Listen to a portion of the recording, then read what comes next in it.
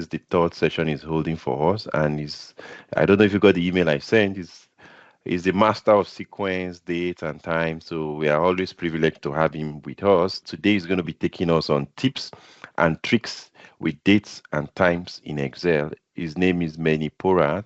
He's a Microsoft MVP. I will do a bit more intro later. So this session is brought to you by Your BizEdge and MHS Analytics. Your BizEdge is a Microsoft Excel consulting training company based out of Nigeria. And I'm going to share a link where you can access free and premium resources in case you are trying to even do the AFM Advanced Financial Modeler exam.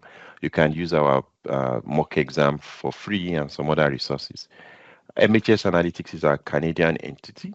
So we service the North American market and Europe via this entity. So in case you prefer to reach out to MHS. And now to the main aspect of our today's webinar. Our speaker is Meni Porat. He's a Microsoft MVP award holder, twice actually. He's an Excel instructor, a consultant, a developer. He's done trainings for companies, organizations, and he presents across the world. I think he's done 4 or more international speaking engagements. And he's very active on LinkedIn. I'm going to share his LinkedIn link so you can connect with him. I'll also share his latest book, which is on sequence. Like I said, he's the master of sequence, so you can't miss it if you get his book on sequence. So right now, I'm going to hand over to him because he's got a lot to show us, and so that I don't hit too much into his time while I share those links in the chat.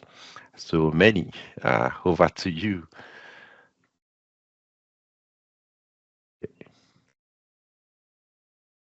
So let me just be sure that we can hear you. Can you try to say so? Your mic is up. I just remember. Can you hear me now?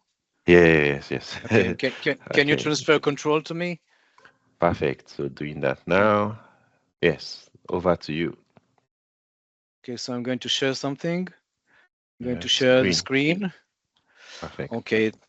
So first of all, a few words of introduction. My name is Mr. Olofusi said is Meni Porat. I'm an Excel expert. I've won twice the MS Excel MVP award. Second one was a few weeks ago. In addition, I also teach 3 languages: English, Hebrew, and Arabic. Okay.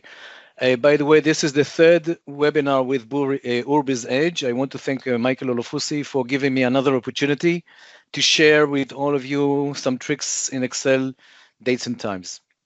By the way, my two previous lectures here with BizEdge were about the amazing sequence function. As Michael already mentioned, I've published a book about this amazing function. I'm going to share with you afterwards the link to the book. And perhaps this is the good moment to share with you.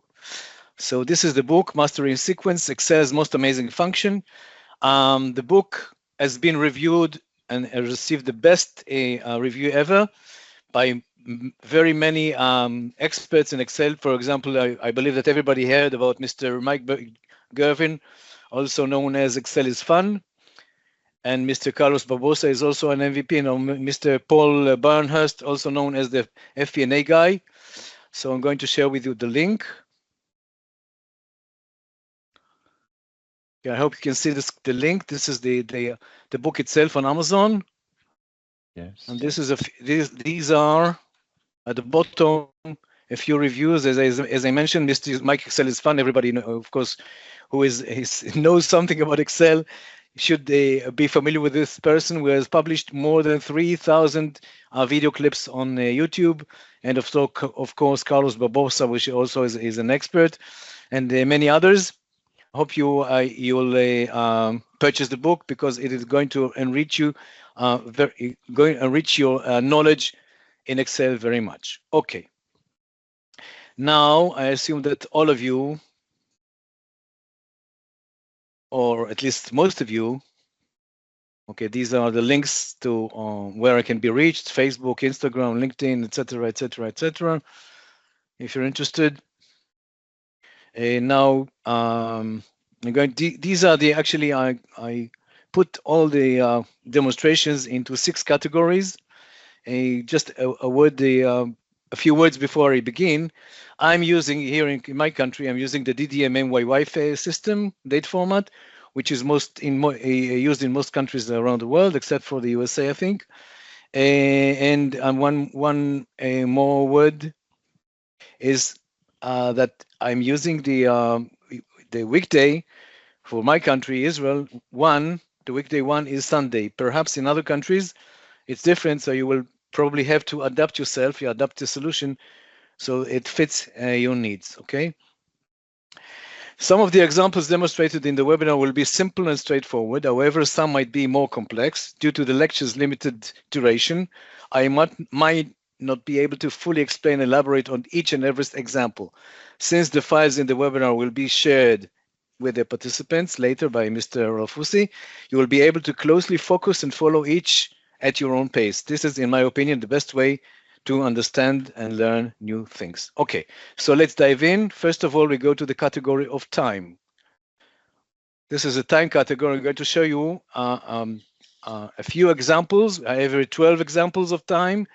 Of course, these are all new. As mentioned in the introduction or the invitation, I've already given 4 international webinars. 2 of them were for Urbis Edge, and another one about dates and time in Excel about 2 years ago in Toronto. But this demonstration or this webinar, we're going to demonstrate new things which were not present in my previous webinar. So let's dive in to the first example. Okay, what do we see here? You know, in Excel, there's a function called time, and the time is divided. Let's write time and see how it is.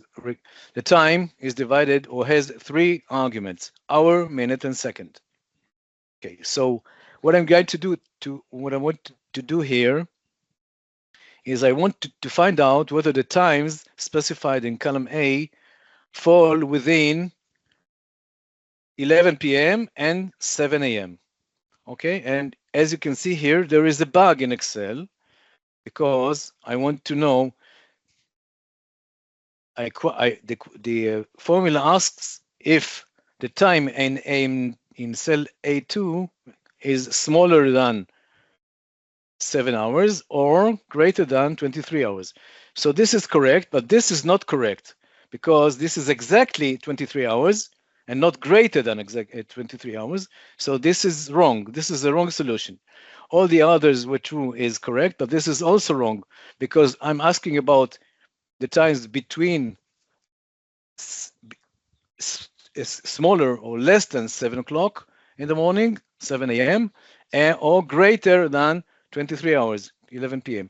And this is wrong because 7 o'clock is exactly the same. It's as if I wrote equal to, but this should be smaller than. So this one is wrong, whereas this one is correct. However, my solution is this. The solution that I use is take the time. This time is the six digits of the time of the time that I want to check. For example, if it's 7 o'clock, then if you take only 6 digits of the first of the number, then you get this number, this fraction. And again, on the other end of the scale, like this number, this fraction is everything that is beyond or after 11 o'clock p.m. So this solution works perfectly.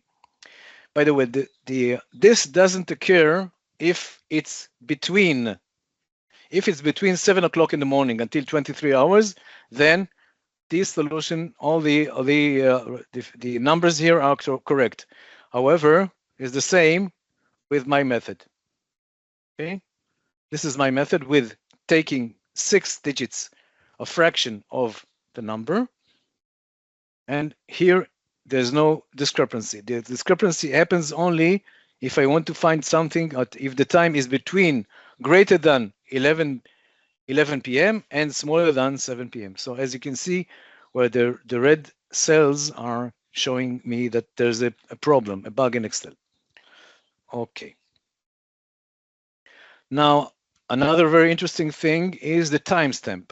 I don't know whether you're familiar with the timestamp, because Excel changes all the time. If you, for example, write a value in a cell and then want to find out what is the time that this value has been written, you won't be able, because Excel changes the time and you cannot fix the timestamp. But here's a method in which you can fix the timestamp, and even if time goes by, the values in B2 and C2 will remain the same. So, for example, you have to follow these 4 steps. The first one is go to Excel options, formulas, in a calculation options, and tick mark the enable iterative calculation. This is number 1. Number 2, in cell 2, the value is in D2. In cell 2, write a formula to fix the date. And this is the formula. If D2 equals null, if C2 equals null, today. And this is not today, of course, because I've written it a few days ago, which proves that this doesn't change. If I press F9, which refreshes the page, you see that these dates do not change. This date doesn't change. Except the same applies to the value in B2.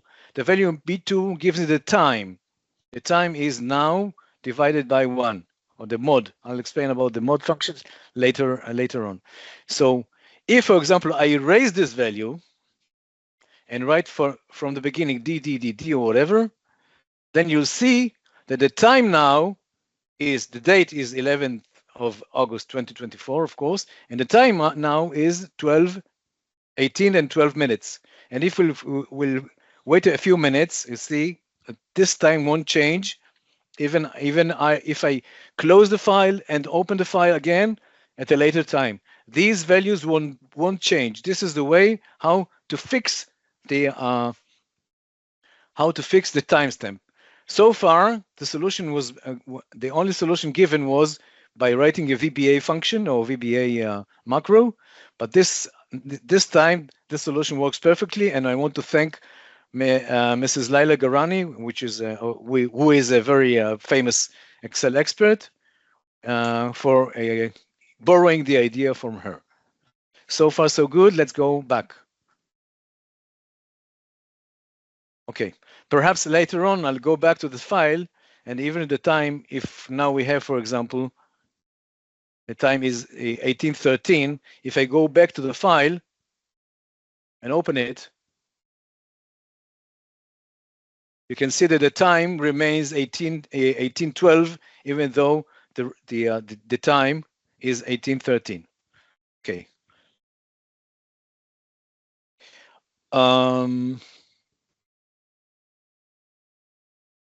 Next demo. There are 2 methods, or actually this is 1 method, which adds an amount of seconds to the time. For example, on the left-hand side, in column A, you have a list, an array of dates. I want to start from 12 o'clock, and I want to add 4 seconds, and I want the array to be the size of 10. So I'm using the sequence function, which accepts 3 arguments. The first one is E3, the array size. The second one is the value to start with. Okay. And the third time is the increment. Okay. So if you can see, the first date is, or the first time is 12 o'clock and 4 seconds, then 12 o'clock and 8 seconds. This is done with 1 formula only, because sequence is a dynamic array function, and you don't have to specify anything, or you don't have to drag the formula downwards. Just write it here, and you can see that the formula doesn't change. This is on the left-hand side. So we're adding a second to an hour. Okay. Now, if I want to start from 12 o'clock, then the third parameter for the sequence function will be 0 and not 4, because this way it's easier for Excel to know that I want to start from 12 o'clock, and then the increment is going to be 4 seconds the same, only the difference is that here we start from 12 o'clock, and here we start from 12 and 4 seconds. Okay. Another very interesting problem that we have in Excel is the question of milliseconds. We all know that the time consists of at least three parts: the hour, here 1 o'clock, the minutes, here is zeros, and the seconds, here, for example, 30 seconds. But what if I want to add the milliseconds? This is good, for example, if you want to analyze the frames of a movie or something like that, and you want to calculate the time span between one frame to the other frame. So this way, you cannot do anything. What you should do is take the start time and change the last occurrence of the semicolon to a dot. The same with the fixed time.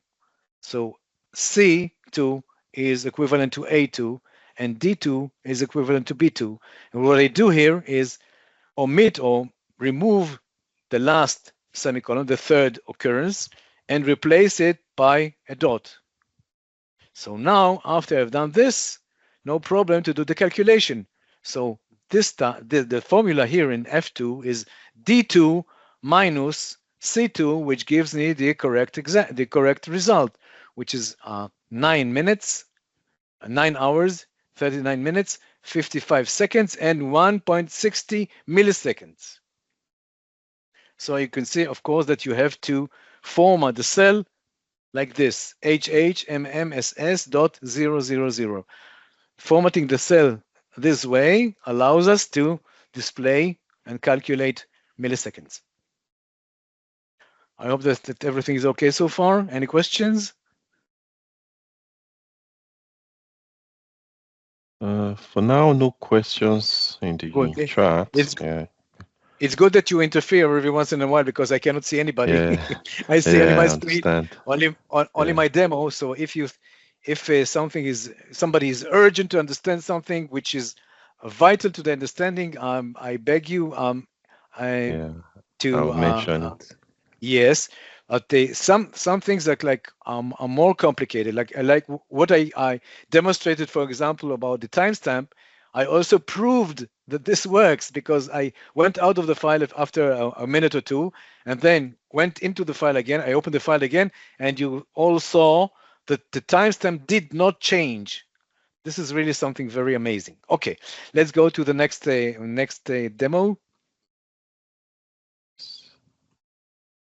Okay, so the situation is this. I take the subway every once in a while. These are the stations of the stops of the subway, and this time tells me how much time does it take for the subway for the train to get from point A1 to A2. So if I want to reach, for example, from 1 to 2, from station 1 to station 2, of course the result is going to be 30 seconds. Okay, if I want to reach from station 1 to station 3, so actually the train moves only two stops. The first one is 30 seconds, the second one is 20 seconds, then together it's 50 seconds. So what I've given here is 5 possible solutions to solve this problem. The first one uses sum with indirect. I'm not going to elaborate about the indirect, which is a very basic function in Excel. You should read about it. The second one uses the offset function, also a very important function in Excel. The third one uses the sequence, where you start the sequence, the number of the first parameter of the array is then the G2 minus F2, which is 2 stations, and begins from F2, which is 1. So you can see this, the result is the same. And 2 more solutions, which are not going to stop or explain, as you're all welcome to check for yourself and to understand. As I mentioned before, the most important things about learning new things in Excel, or in any subject that you like is to try it for yourself. Okay, I'm going to the next demo. By the way, Michael, how are we from the time point of view? Is it okay so far? I can say we're doing well. I don't know how much you have left, but I know you said it's a lot. So what I've Yes, I told have. people is that I know you'll share with the practice file afterwards. So I told them we'll get the practice files across to them, Yes. so that way they can go back and look through all this that you're showing. Yes. So as we both mentioned before, there isn't enough time to stop and elaborate and explain in detail every solution. One more thing that I'm willing to do is if anybody accepts the files and have a difficulty on understanding what has been done, he can email me or text me and I'll try to explain to him privately. Okay, let's go to another thing. And this one is also, we have a time. The time is 10:30 a.m. You can see all four times in A3, A7, A11, and A15. What I want to do is I want to add 45 minutes and find out the new time. So there are four methods to do it. The three methods use the number 45. The fourth method uses the time, 45 minutes. And the result is like adding. And you know, of course, if anybody who knows something about dates and times in Excel knows that Excel keeps the numbers, the dates in Excel as numbers from January 1st, 1900, which was number one, and each additional day or each consecutive day, it adds one. So for example, today, if I want to see today's date, if I write today, today is the 11th of August 2024, and the number it represents is this one, 45,515, which means this is the number of days that have gone or that have passed since January 1st, 1900. Okay, so the first three methods, as I explained, adding a number. The first one using time, the second one using the number divided by 24 by 60, which is the number of minutes in a day, right? We have 24 hours in a day, and each hour has 60 minutes. So the combined number is 24 multiplied by 60. And there's another method using the prefix 0 semicolon plus B11, etc. And this is, as I explained, is only a calculation. You add the time in A15, which is a number, and you add the time in B15, which is also a number, and the result is this one. Okay. Let us proceed. So far, so good. Okay. One of the problems that we have in Excel is that Excel does not accept negative time. Okay. For example, consider this example. I want to calculate the time, the time between or the difference between E2 and F2. Okay. So for example, this employee entered at 7 p.m. and left at 12:30, which means he worked 5 hours and 30 minutes. Now he is supposed to give on that day 4 hours. So there's no problem subtracting the standard hours from the total hours and receiving the correct hours with the correct result, which is 1 hour and 30 minutes. But what happens if the standard hours, if the values in column F are greater than the values in column E? Excel does not allow minus numbers, minus hours.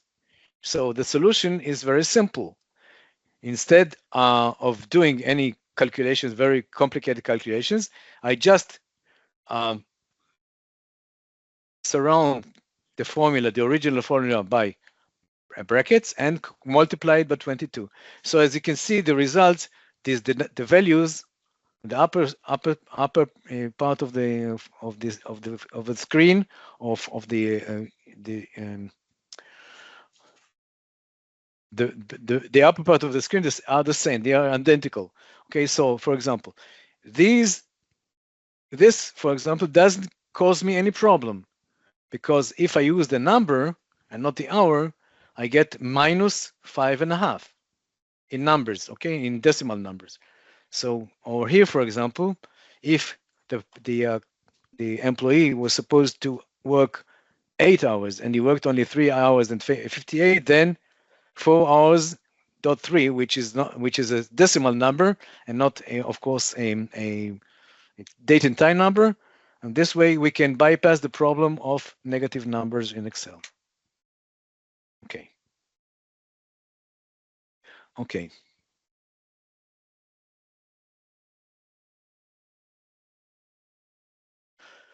What we see here is we are given a time. The time is like a date and time.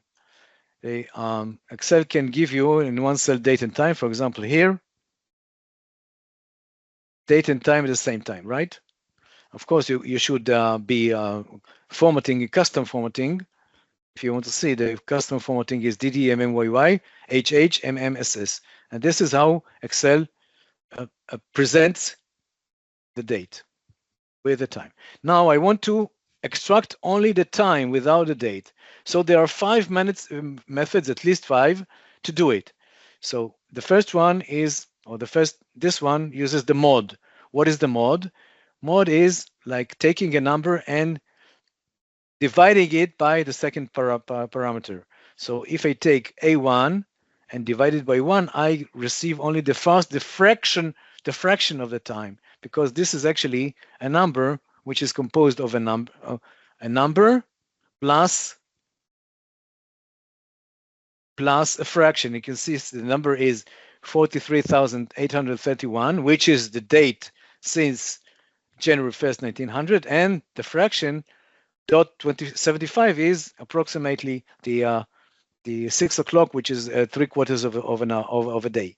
So if I want to extract it, if I use the mod function, which divides the value in A divided by 1, so I get only the fraction itself, or the remainder of the calculation. The same here, I can use the int function.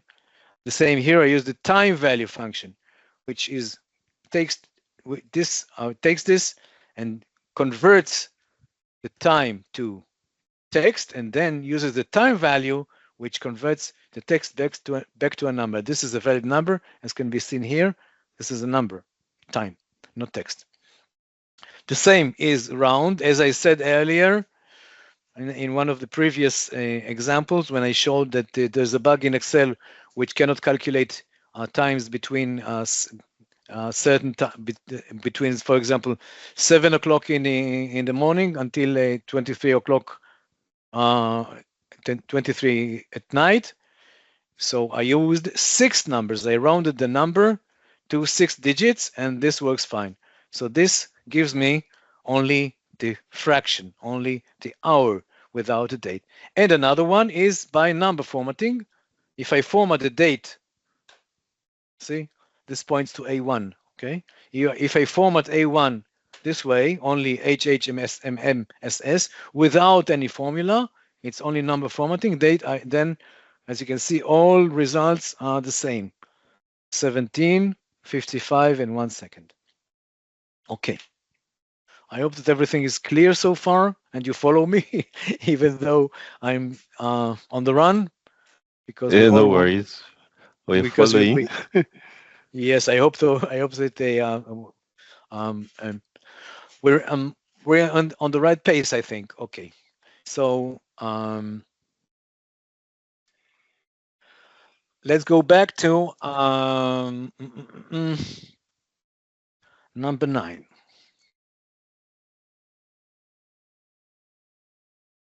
Okay, here again we have several methods to take text. This is text. This is not number. Okay, this is text. Okay, see, it points to an imaginary date. This is not date. What I want to do is to convert this text into a real time. So there are several ways to do it. This is a long one.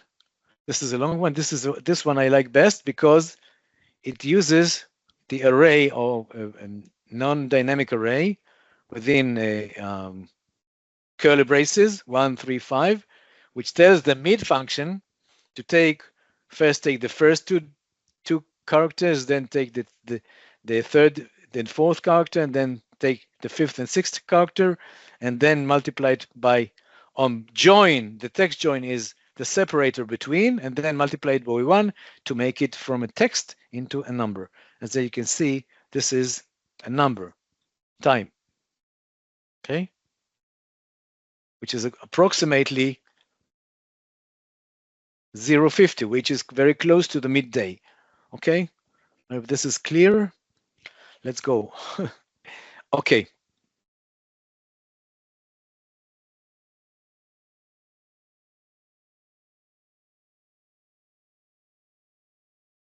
Okay, what I want to do here is very similar to what I've done with the seconds, but now I want to have a list of times where the diff is in minutes. So if, for example, here is the difference of the array is 3 minutes. But if I want to change it, for example, to 4 minutes, you can see that it changes. And I also or 5 minutes, etc. Okay.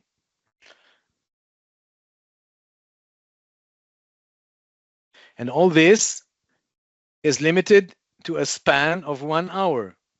So if I write 4, see that the array ends at 13 hours, which is exactly 1 hour. If I write 6, then the array also, it contracts, of course, but still ends at the end of 1 hour. So between 12 hours and 13 hours is 1 full hour. Okay. Okay. Now something with PowerPoint, with a pivot table, sorry. Pivot table. So on the left, we have here a table or a list of which is divided into 3 columns. First one is amount, second one is date, and the third one is time. And what I want to do here is to sum each and every category by the time. So for example, this one, 00, calculates or sums all the times which are less than 1 minute. So if I, for example, cover or select only those under 1 minute, you can see that the number is 217. Okay, can you see the bottom of the screen? 217. Or if I want to sum only those values which are 6 minutes or above, which means between 6 minutes and less than 7 minutes, then the number is 267. The number is 362, as you can see, sum 362, which sums only the times which are 6 minutes and above. And of course, you have to choose the grouping in the pivot table of hours.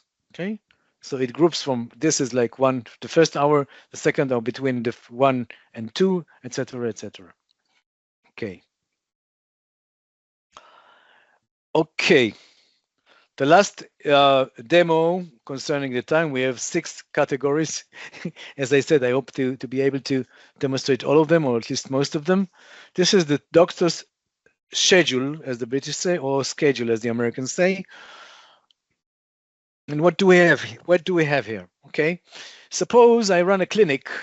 Okay, and we have to set, first of all, the number of clinic hours, 8 o'clock, and the clinic opens at 9 o'clock, and for each patient, I allot 45 minutes. Of course, this is parameters, so I can change either the number of clinic hours or the number of minutes per patient, or the amount of time that the clinic or the time the clinic opens. So as you can see, the list here, this is dynamic array functions because of the sequence. You type the function or the formula only once, and then of course all the values are dragged down, spilled downwards, And as you can see, for example, if I start at 9 o'clock, okay, and I have work 8 hours, so I'm supposed to finish at 17 hours, right? So the last one, the solution allows cases when the last patient session exceeds the clinic's closing time, which means that the last patient K, is going to be at the clinic until 15:15, right? If he starts at 16:30 and the session time is 45 minutes, then of course the time will be the finishing time for this patient will be beyond the time allotted. Okay, so we can say can change this for 30 minutes, for example. This is of course 14:30, etc., etc., and the names of the patients you can drag them downwards like KLMN, and the times. Consider the times are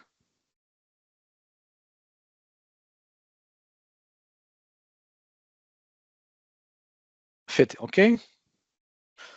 In this example, there's no overlap because the last patient who begins the session at 6:30 and he has 30 minutes at the clinic, so will end exactly after 8 hours. If we start at 9 o'clock and the clinic is open 8 hours, then it would be 17 hours, etc., etc. Is this clear? I hope so.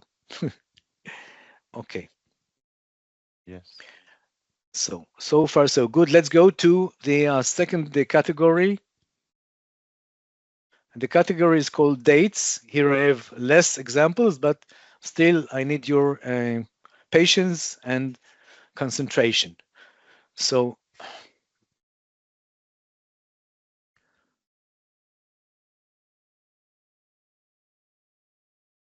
what do we have here?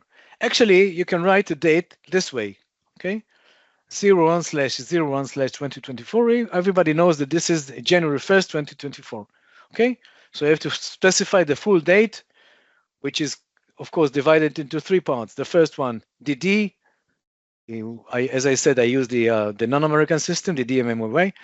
The first two digits is the D, the second two digits is MM, the month, and the fourth last digits are the year.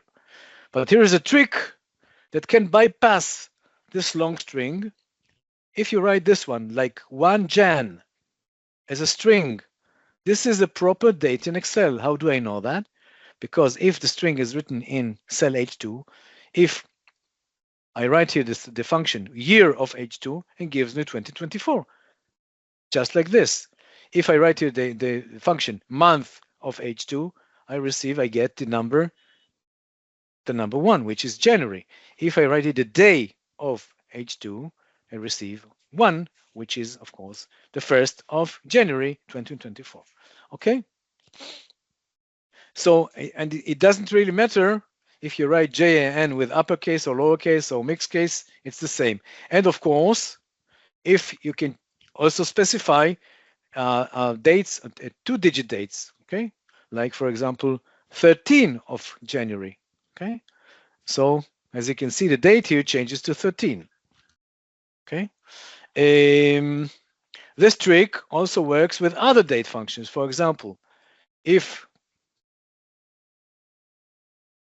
in cell J8 I have month of 27 August, then it returns 8, which is the 8th month of the year. August is the 8th month of the year. The same applies here. If I want to know the end of month for the date specified in H2, then the end of month, the date of the last day of January 2024 is, of course, 31st of January 2024. See, which means that this function works perfectly on so-called text. The same applies with the e-date. Well, the e-date takes a date and then adds the number of months. Could be a positive number, could be negative number. For here I use the negative number, -5, which takes me from January 1st, 2024, 5 months backwards, and this is the date I receive, August 1st, 2023. Okay.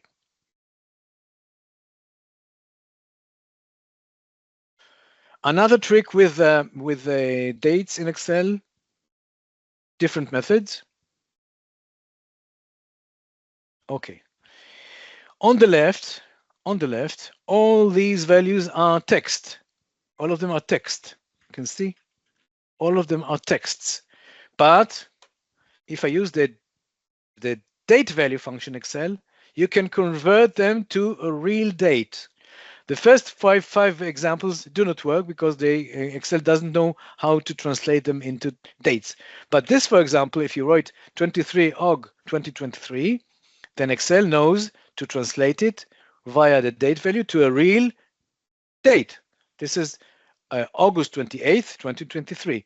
And if you add dashes between the date, month, and year, the same applies. And you can specify only the month and day, or month and year, actually. So this one is translated to August 1st, 2028, because the 28 refers to the year. And this is the same. You can specify only 2 digits of the year, or you can specify all 4 digits of the year. So this resolves to August 1st, 2028, and the same August 1st, 2028. Now the same applies, but this is opposite because now we have 28th of August. This is not the year, this is the day. So this resolves to the day of the same year, of the current year. So instead of writing 28th of August 2024, suffices to write 28th of August, and it is translated to August 28th of this year, 2024. Another thing that should be mentioned is the year. What do I mean by here? If the year is greater than 29, like 30 or 45, then the date will be of the 20th century, like 1930. Okay? But if I specify explicitly, then we have here 2030. Okay, if it's 29, we get the date in our century, 21st century. But if the date is 30 or 45, then the date is going to be in the 20th century. And this is like Feb 23 or Feb 2023 is the same like this. This is the year 23 and the month February. And of course, it shows me or gives me the first day of February 2023. So as you can see, all the explanations or the explanations of the examples are given here at the yellow box. Okay. Now, what I say is we don't actually even need the date value. The date value, as specified earlier or specified here, it converts dates represented as text into a valid Excel date. But we don't need that because this is a valid date in Excel. Even though it's text, you can see that this is text. If I define this column as general, and I want to extract only the day of this function, of this value, then it gives me 28. And this one extracts only the month, which is August. And this one extracts only the year, which is 2023. And this month proves that this is a number because there is a formula here. This is a mathematical or computation. I take the value in A2 and add 0. And this is, of course, a valid date. 45166 is, of course, the 28th of August 2023. The same as here, but here as a number. Of course, I can display this as a short date, and you can see for yourself that this is exactly the same. The same applies as here, like 27th of August 29 is 2029, but 27th of August of 30 is a date from the 20th century, okay? This is 1930, but this is 2029. So be careful when you specify the year. So if you omit the thousands, then it might give you the not so desired value, not expected value. Okay. Michael, everything's okay so far? Do we have any feedback? Good. Do I No, run? no. Do I run too quickly? But because we already told them that they should just pay attention and they can always go back to the video and your files to look through. Exactly. So I think Exactly. they're And all as okay.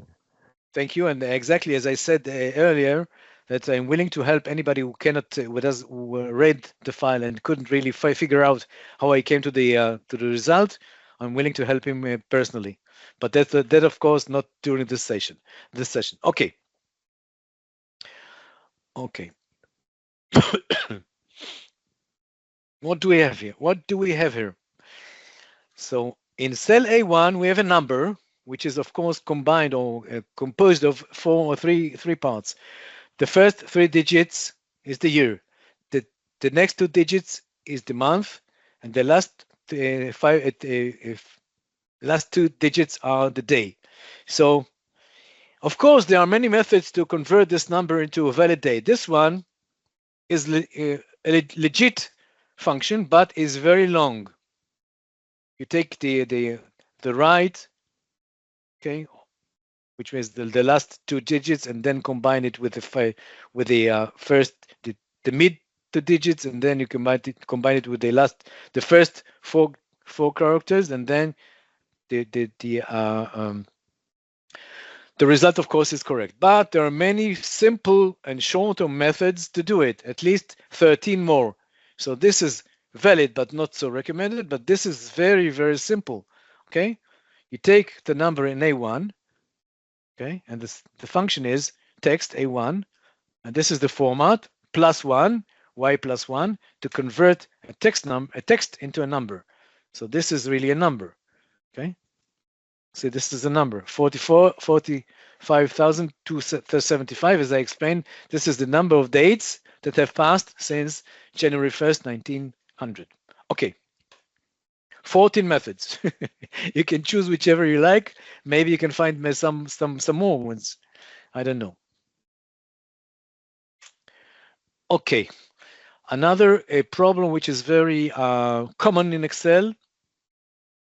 I mean, as I mentioned at the beginning, there's a difference between the date formatted in the American systems. The American systems format the date like DDYY. Okay, here the month is April, the day is 15, and the year is 2013. However, we in Europe and most of the world, we use another system or another format. We use the DDMMYY. This is the 15th of April 2013. So what do we do when somebody from the USA sends us a file with dates formatted as American? There are three methods to do it. And this one also is a trick which uses an array, a static array, which takes the text join is the character that joins the three parts of the formula. The first one, A5, takes digits 7, the length of 4, then 1 with the length of 2, and the fourth with length of 2, and the result is this correct date, which is June 6th, 2023.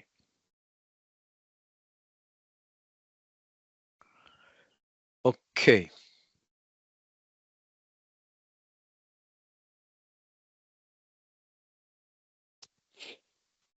Okay. This is not so much about dates, but 8 methods by which you can, for example, the parameter is specified here, the product one. I want to find out in each and every sheet here, the date of the maximum date for product one. Of course, I can change 1 to 2, for example. So I can see the result is here, the highest date or the max date for this product is this one, September 1st, 2021. You can compare afterwards and see this is one result or one method. Another one is using the max if. Another one uses the max and mamalt. Another one uses the max ifs. Another one use the max and tuple. Tuples is a new function introduced in 365. Another one uses the large and tuple. Also, as I mentioned, the tuple is a very practical function. You should study and learn it. Another one is the filter, also one function introduced in 365. And the last one is with a pivot table, with adding here the pivot, adding to the pivot the slicer. Okay, so I can use the slicer of 1 or 2 or 3, and each result brings me, of course, the max, because this is what is defined in the value field settings of the pivot table. So here you see 8 different solutions to the same problem. Hope you like it. Okay, let's proceed. I was curious to find out about the time. We have about 10 minutes, right, Michael? Yes, yes, Okay, you're about right. 10 minutes. Okay. Okay, at least the dates, we're going to finish the dates. Okay, something very interesting about dates. Okay, so the date here in A2 is July 21st, 2015. So usually if you want to know the year, is it use this formula. Yes, year of A2. This is the month of A2, and this is the day of A2. Okay, but there's a simpler method or a different method by which you use the text function. If you want to find the year of the date in A2, you use the E parameter. If you want to find the month, you use the M parameter, the second argument to the text function. If you want to find the day, use the D parameter. And if you want to find the YY, the last 2 digits of the year, like here is 15, use the Y, okay? But if this is usually more common. But here, this is the advantage of this method over this method, because here, if you want to extract only the last 2 digits of the year, this is much simpler. This formula is much simpler than this one. Okay, because here you have to divide it by 100 and then the remainder multiply by 100 to find out the last 2 digits of the year. Okay.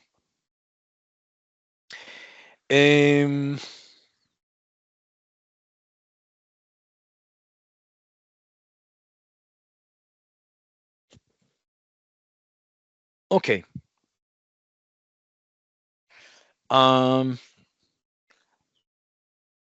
Excel once introduced a function called workday, in which you can multiply, you can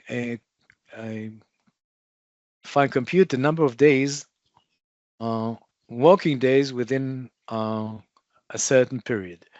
So, for example, I took the advantage of this and found this trick. For example, here the idea is for each and every date in column A, I want to find the first Sunday for that day.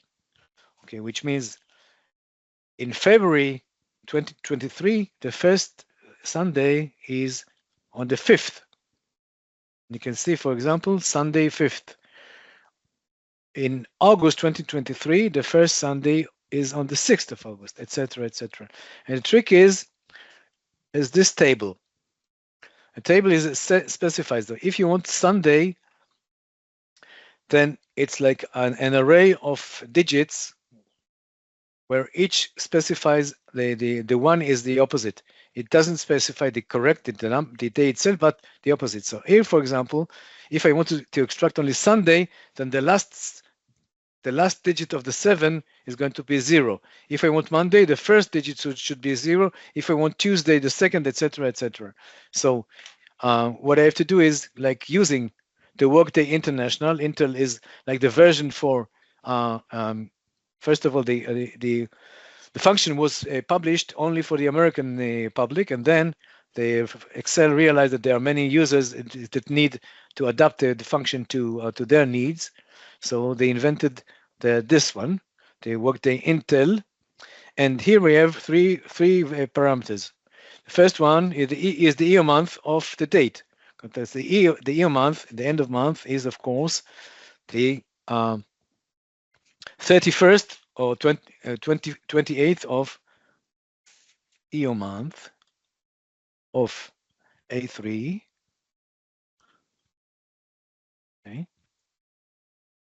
this date is, okay. See, the trick of using the last argument as -1 brings me the last date of the previous month. Okay, so and now if I want, I add the second parameter is 1, and the lookup searches the G1 within this table and returns me the last one, the third. Okay, so this is the third parameter to the function, which brings me only Sunday. And as you can see here, if I change this, for example, to Monday, then the date will be 6th and not the 5th. Okay. If I change here to like Saturday, 7, see the first Saturday in February 2023 was the 4th one, on the 4th. Okay. Of course, I have to change it instead of N1.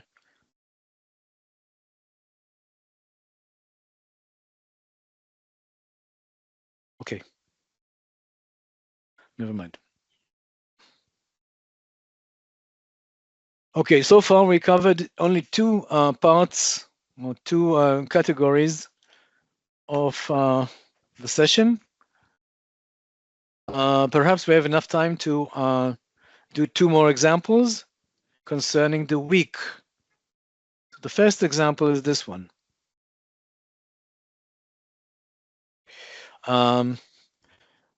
Excel lately introduced a new function in Excel called translate. This is, as of now, it is available only to Office Insiders. Okay, what does it do? So for example, I want to, in cells A2 to G2, I want to have the names of the weekdays in any language that I choose. For example, in English, for example, this is Sunday, Monday, Tuesday, etc. But if I choose, for example, another language like German, if I choose German, you can see this is something else. Sonntag, Montag, Dienstag, etc., etc. If you know German, or if you want to choose to select the Greek language. So in Greek, these are the names of the week in Greek. Okay. So the trick here is that I use the new translate function, which this one, the text creates an array of 7 days. Okay. If I say sequence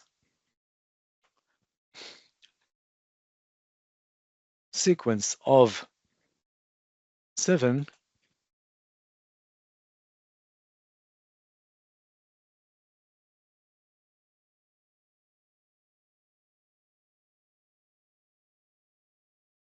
gives me, of course, the 7 days of the week and the numbers of the days, and then I can translate them with the text into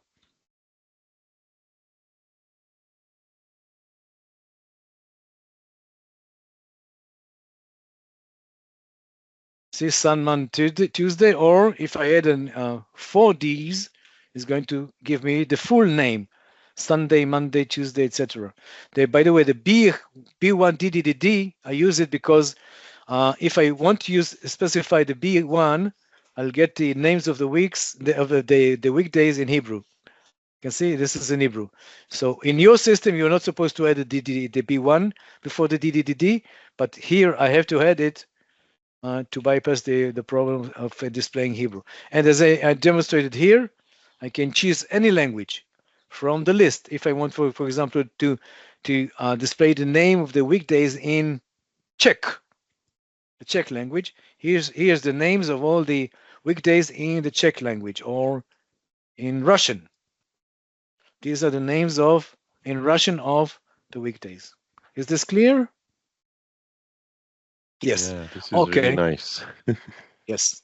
Yes. And now the last one, because as I expected earlier, we won't have enough time to do more, even though I have many more to demonstrate. Okay. Okay.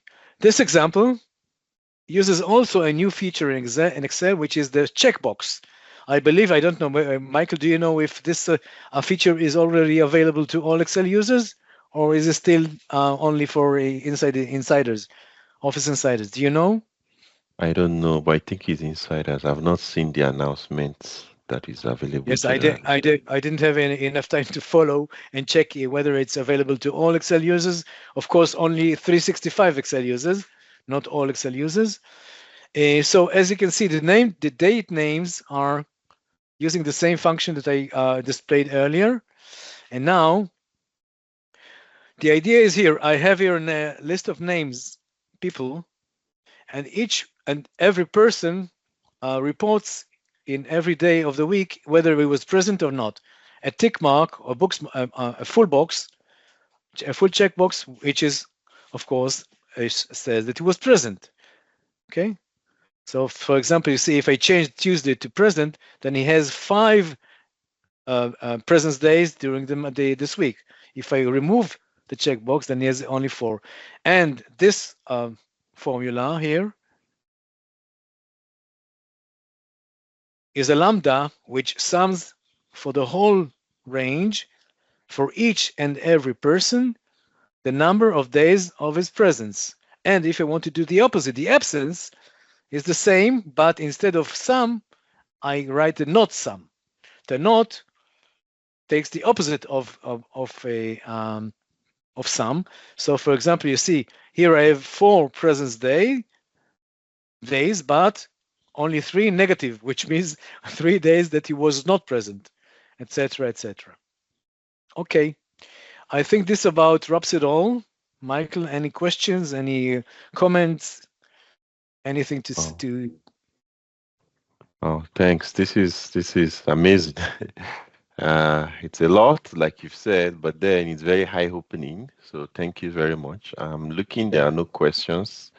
If you have any question, it's not too late to put them in the chat so that I can yes, pass them to Meni. that's a good idea because I can't see it. You'll have Yeah, to read it to you. Yeah. you can take back control to your computer if you want. I don't need to. Well, I don't know if you have any other things you want to announce or just tell them, because once I take control, I'll just wrap up the session. I Okay, think. someone has asked a question.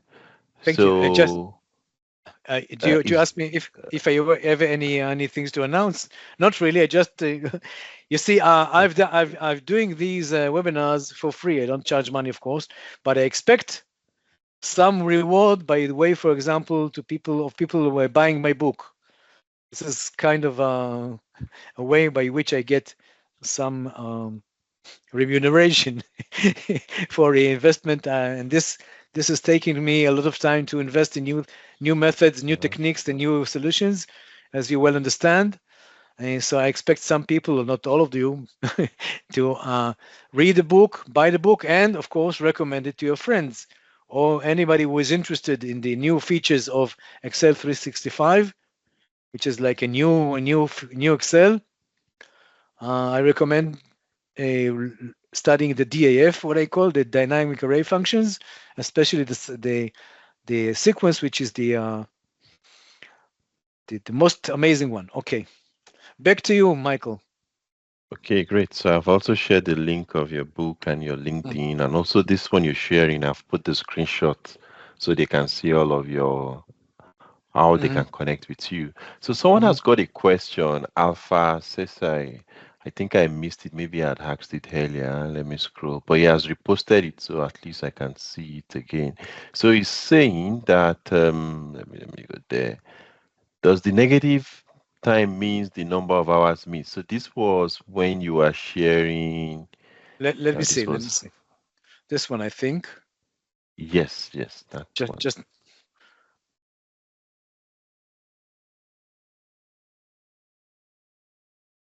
just a second. Is this what you mean? Is this one you refer to? Yeah, I think this is what he meant. Okay. Just one comment, if I may. Please do not confuse um, calculating time that's spent from today to tomorrow. For example, take for example a shift of a person. He starts to work at 9 o'clock p.m. and finishes like 5 o'clock a.m. the next day.